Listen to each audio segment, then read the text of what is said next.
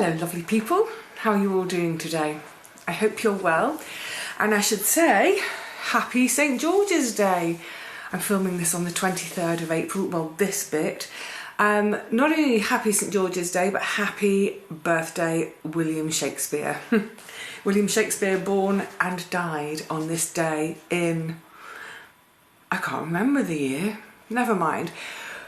But Shakespeare's a lovely segue for today because when Richard and Paul were down visiting, coming onto the shelves had been built, and one of the things I was saying is, apart from my general giddiness to get all my books out again and rediscover old friends and just dive into not just the pages but enjoying all the artwork on their covers, etc, etc, I can't wait. Well, one of the things I'm pointing there, because all the boxes are now in the middle of the room, is my complete works of Shakespeare. I've really missed it this year. It's kind of made me realise how much I refer to it on a regular basis. When I was in London and I packed a box of unread books that I would want to, and a few books that were read but books I like to dip into, so that when I moved in I knew that most of my books would stay packed because the shelves would take time to get built, but I would need something to keep me going, so I had this one box of books to read, and I should have put the Shakespeare into that. Yes, I refer to it a lot. My complete works of Shakespeare is like a comfort blanket. It's there for every emotion, every occasion. Okay, so without further ado, yes, it's April the 23rd today, and I anticipate you'll be seeing this in about 10 days, maybe a fortnight or so, so by the time you see this we'll be into May. That's because I need to let the paint dry. So, you can see over my shoulder, oh my goodness, it's all been masked off, so the little brass strips down the sides where I can put my little lugs to adjust my shelves. It took so long to get it all masked off, but it's done. They were primed and undercoated by the carpenter before they were even sort of sawn up, cut, what have you. I would love the kind of life where I clap my hands or snap my fingers and say, just do it. But of course, that's more expensive. I'm going to come on to money in a second. Look, to just cut down the cost a little bit, I'm painting them myself. I would love someone else to do it. I would love it to have all been done, but it would have put the price up a bit more, and literally every penny I can save on any jobs, whether it's the asbestos, buying furniture, whatever it is, any penny I can scrimp or save here or there, or pound, then I can put that into, you know, the flooring or the patio, whatever it is. So I'm doing the painting myself. So I'm not going to give you a full look at them yet. You have to wait until the final reveal, but we will get tucked in and start doing some painting in a minute. But just to go back to finding the carpenter, so I interviewed a few people, went on my gut feeling. I kind of tend to work on my gut.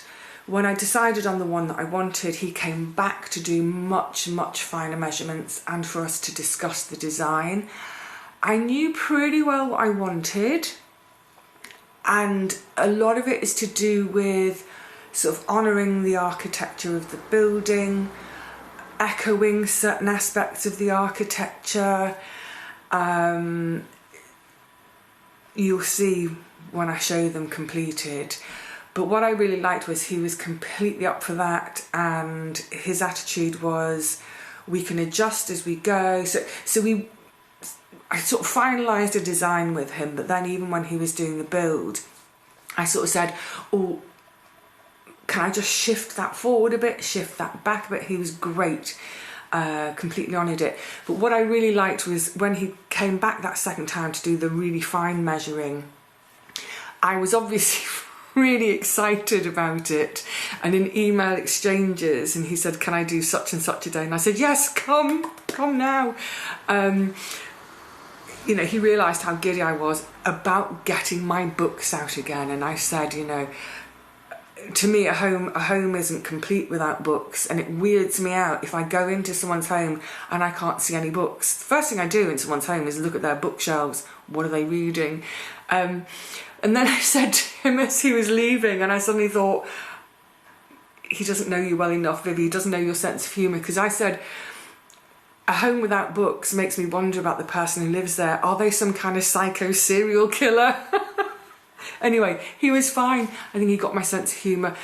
And that's what I mean about going on my gut about employing someone. It's that thing of, can I click? Especially when there is design involved and artistry, his craft. You know, I spoke to him afterwards, said, you know, I was so pleased with the work.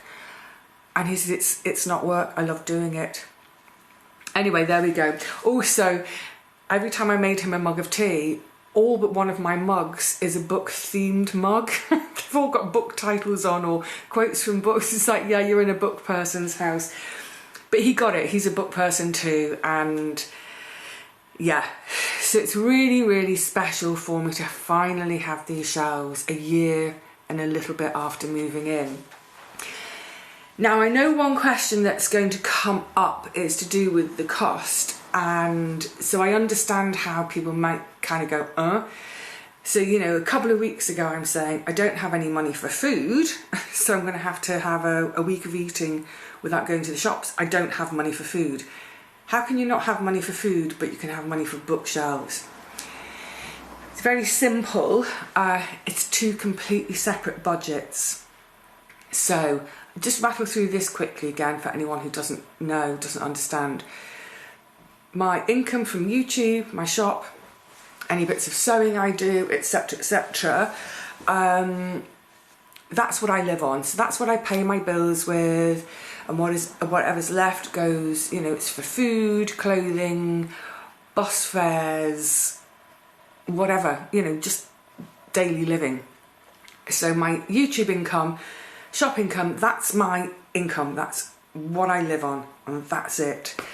So if it's a really bad YouTube month, if it's a really bad income month, well, get the bills paid. If there's nothing left over, improvise from the freezer. The shelves are from the house budget. So when I was back in London, looking at all my finances, what I've saved, I had a top budget, my absolute top budget. Let's say my top budget was 200 grand. Not a penny more. So if I bought a flat for 200, it would have to be in perfect condition, not a thing needed. Actually, even then I would have needed wiggle room because I needed furniture. But you get the idea, it would have to have been perfect. But actually, don't we all want to put our own mark on our home when we move in? But also, in my experience in buying and selling, is I've always bought doer-uppers, because for a bit of investment of my time and effort and some money, I can actually increase the value of the property. So that's how I've managed to do it over the years.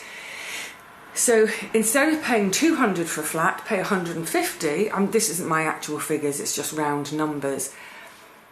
So if I come in under budget, then that chunk of money there, that's specifically for the building. Primarily for the roof and windows, they're the two big jobs, the two big expenses. But then after that, the asbestos removal, the bookcases, some bits of furniture, and hopefully flooring, although I don't know whether I've got enough flooring, doesn't matter. But that's how I can afford the bookcases, is because I bought this flat under budget. And you might say, well, why don't you use, instead of having bookcases, why don't you use that for food? I could fritter away that money on daily living and never have bookcases, and that would just make me miserable. This is for the rest of my life. So if we spread it out over the weeks of the rest of my life, it's less than my food budget. I don't know if any of that makes sense. The point is, I'm not going to start using up my window fund to live on, because then I won't be able to put the windows in, which will make winters continue to be miserable and cold in here. So that's what it is. That difference between my top end of what I could pay for a flat and what I actually bought for, that's purely for the building. I'm not touching it for anything else. Once all the jobs are done, whatever's left, I can then say, okay, well, I can put that into flooring, into the patio, or I could live on it for a few weeks. I'm not going to live on it for a few weeks. I work for an income to live on. Anyway, so that's how I can afford to have bookcases and not have a shopping budget. Right, time to get painting.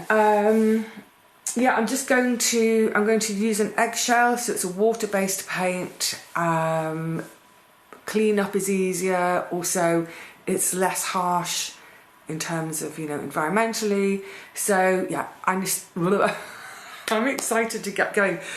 Just to say as well, the reason I mentioned that you might not see this for 10 days is because it's going to need 2 coats, obviously allowing time between coats to dry, and it's getting a bit warmer now. It's quite bright today, but once the 2 coats are on, then I want to give it at least a week of really thorough curing, drying, going off, going really hard, because as soon as the books sit on the shelf, because they're quite heavy, if they're not absolutely rock hard dry, I don't want my books to get damaged. So that's why it's going to take a little while. It's going to take even longer if I don't get on. Excuse me. It looks quite dark on the screen. It's actually very bright in the room. So firstly, excuse sounds underfoot. I've actually got just got a couple of bin bags I split open to just cover the floor. Now, I don't want to teach anyone how to suck eggs. I'm sure most of you are dab hands when it comes to painting, but let's just quickly go over basics. Before I've done anything, I've given some areas a bit of a light sanding. Yeah, for whatever reason, just giving a light sanding, also getting a good key. Then, really important to give everything a really good dusting off. You might want to, if there's lots of sanding or sawdust, use the hoover, but then it's quite useful to use a just mildly damp cloth, just wipe over to make sure any of that dust and loose material is off. Then follow instructions on your paint tin. We pretty much always stir paint before we use it. Give it a good stir. Don't just kind of go, Sorry, is that... seeing the holes in my... It's a really old t-shirt. It is a decorating t-shirt. Yeah, a couple of quick won't do it. Stir, stir, stir, stir, stir, stir it really well. All the surfaces are ready for me now. So I've got brush and roller. So I'm going to start, what's in your eye line? Like I said, this is eggshell. So it will dry to a nice hard finish, you know, great for wood. This is instead of, say, using gloss and oil-based paint, but the end effect will be pretty much the same. It won't be shiny, but it'll still have that good tough finish on wood. So I'm going to be using a roller on the inside mostly. As I go around the outside with all the architraving, I will be using a brush. I noted, I don't know if I've seen this before on a tin of paint, but it said use an acrylic brush. So that's what I've got. It's one of my favourite Harris brushes. So when I'm going to cut in, I don't know how much white on white, how much will this pick? Oh, you will see it. I don't want to work the paint too much either, but when you're cutting in, we don't want to form a really little bit of... You see what I said about cleaning all the dust off? I did. What's that? There's even marked. Hang on a second. What was that? I think that came off my paintbrush. Yeah, but for cutting in, I want the edge that's going to be met, so the inside edge that's going to be met with the roller, I want that to be ever so slightly feathered. I don't want a really solid line. I think it shows through. I mean, this is going to be having 2 coats anyway, but... Oh no, I've got the wrong roller. I want my other one. Let's just see with the other one. I've brought 2 rollers with me. That one's got a bit of pile to it, this one hasn't. And I think on this one doesn't like to roll though. It's going awfully well to start with, isn't it? Let's see if I can get the roll going. It just really doesn't want to roll.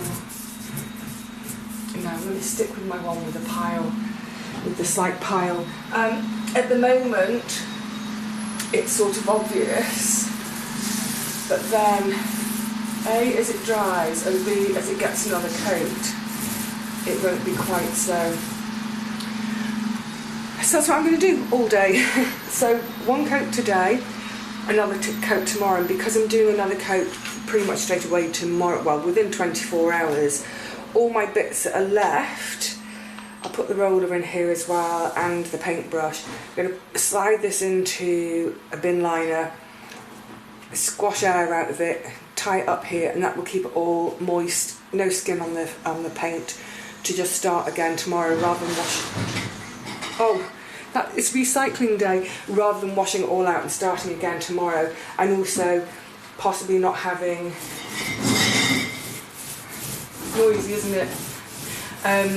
Yeah, and then possibly not being dry enough to use tomorrow. The inside should be a fairly quick job because it's all flat and smooth.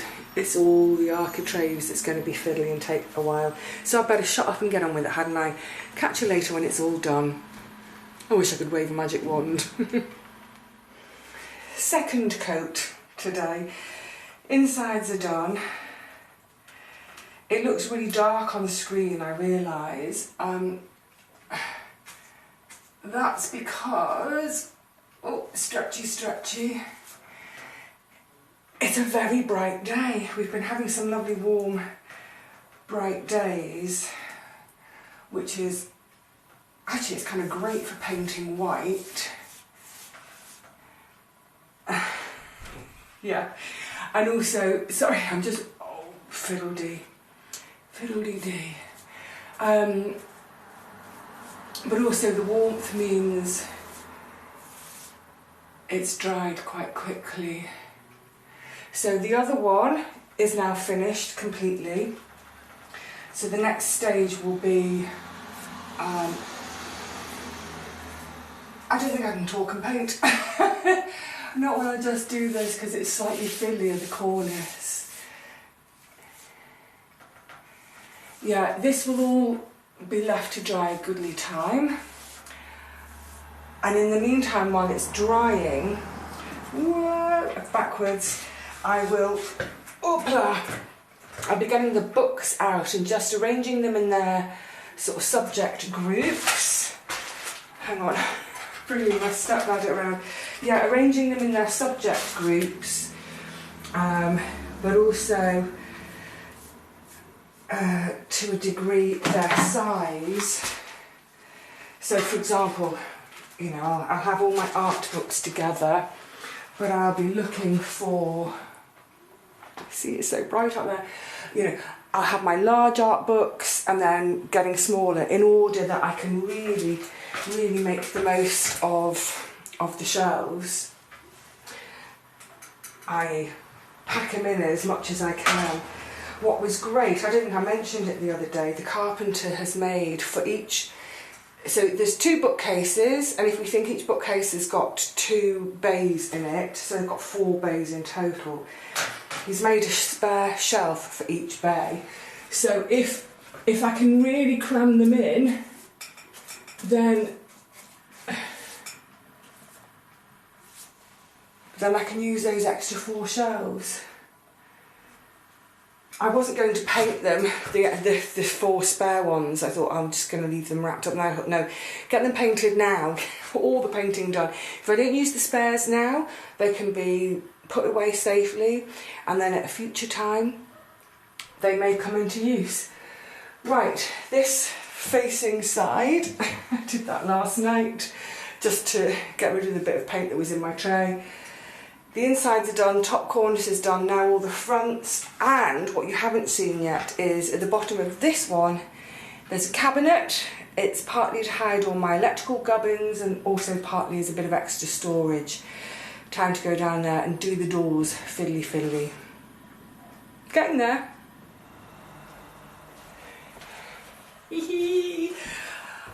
The last few books coming through to the new bookcases from the bedroom. Actually, these are ones which are for my shop for selling, which I haven't photographed processed yet.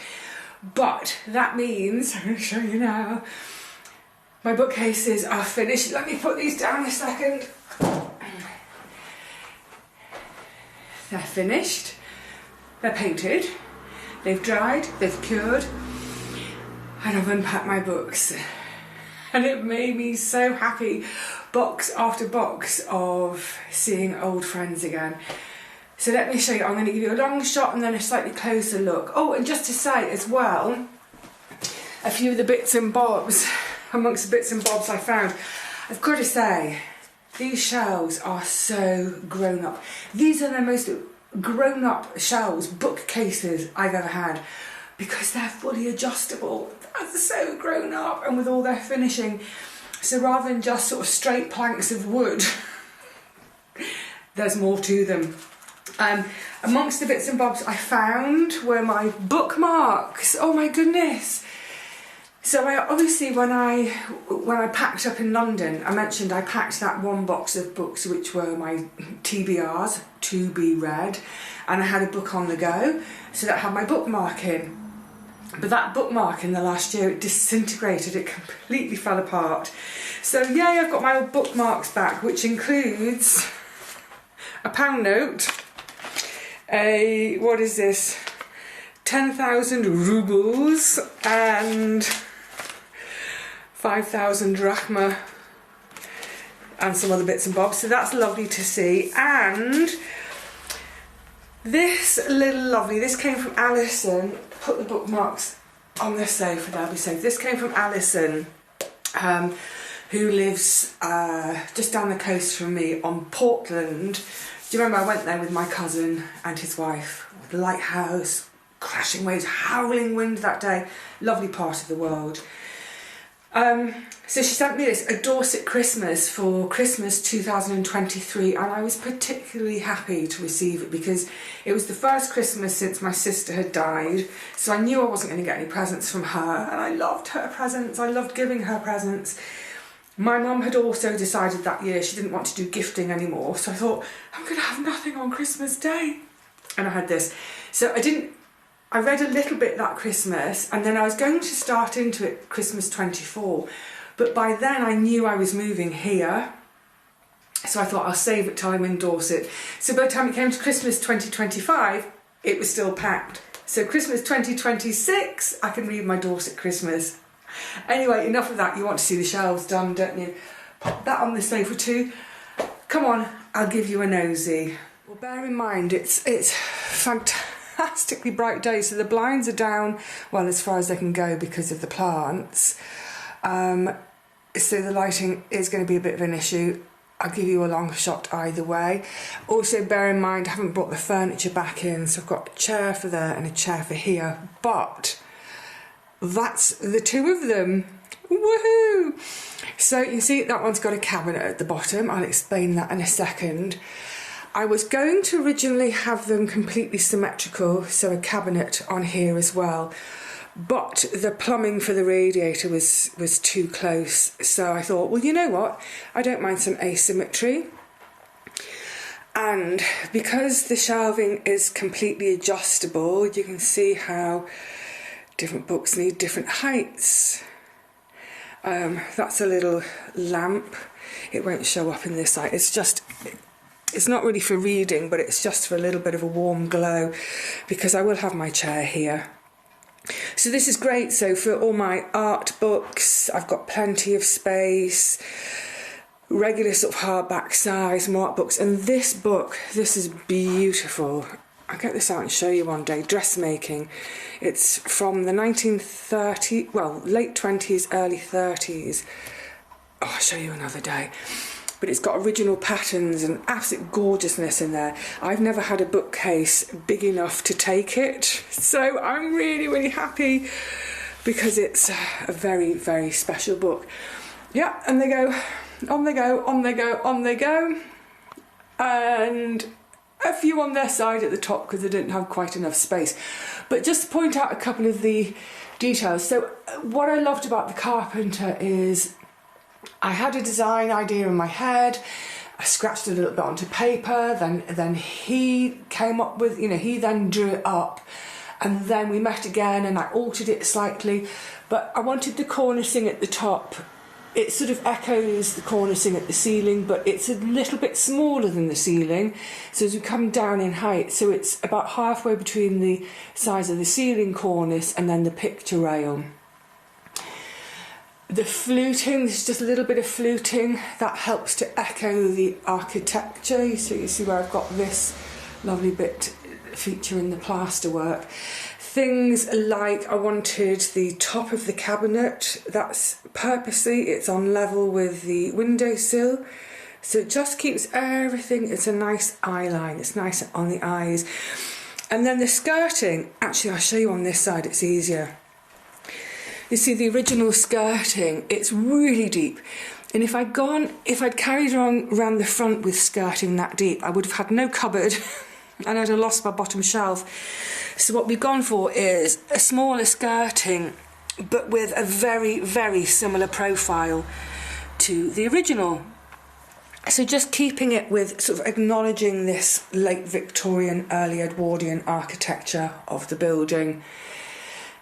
So same over here, matching, and the way it's fitted, all the original, the picture rails and where it goes down and behind, all the original skirting boards, they've been left in place so that if someone came along later on and wanted to rip out all this, all the original stuff is still there, preserved. I'm so happy. So on this side, great, I've got my music system up off the floor, which makes it easy to play. And then down behind here, this is really nifty.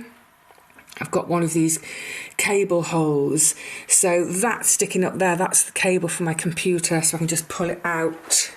And where's the end? Attach it down there when I have my laptop on my desk. The laptop is off at the moment because yeah, seedlings everywhere. Tomatoes, squash, peppers, celery, more. And like I said, normally during the day, this the blinds would be wide open, so they'd all be having a nice sun bath, just closed while I'm showing around in here because it's too bright otherwise. So yeah, that's a nice bit of tidy for the cables. I wanted a cabinet partly to cover up all my electric gubbins, partly, excuse me, for a bit of storage. I'll show you that in a sec too. But now, lovely space here. This is all shop stock. This is shop stock. That's a little bit of mine on the top. And then the bottom, oh, that's shop as well. The bottom two are mine. So look, all my swimming and sea books. And then a very simple cabinet underneath. It's not finished inside. It helped to keep the cost down. You know, doing all the painting myself has helped to keep the cost down. Now that they're painted, it shows how the walls need a paint. It took a while, but I wanted to get a nice finish. I want to do a nice job. I forgot to paint the knobs though. I didn't paint the knobs originally because I wanted to be able to open and close them. But yeah, very, very simple space under here, but that's for all my electrics and bits, and they go behind this is bits of sewing, and the router is in the corner. That's my printer label. It just means it's all out of the way. And for now, a few spare bits and bobs. I painted, this goes down onto the floor, so I just painted the floorboards, so it's all white in there. But for now, you know, it holds a fair chunk of my gubbins. But more importantly, in terms of the aesthetic, it hides all the, you know, the router, that's the internet router, and yeah, the label print and the cable for the laptop and all that kind of ugly stuff. So there we have it.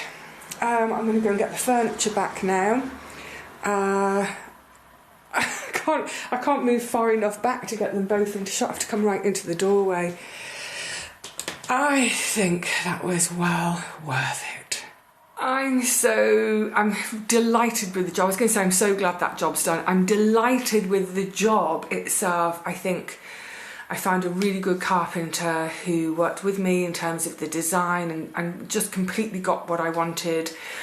I'm glad to get the job done because it's one of the bigger jobs and it was a bigger chunk of money. So, you know, it's that thing of knowing where I stand with that house budget that I've got. So once the roof and windows are done, that's all the big jobs. I mean, they're really big jobs.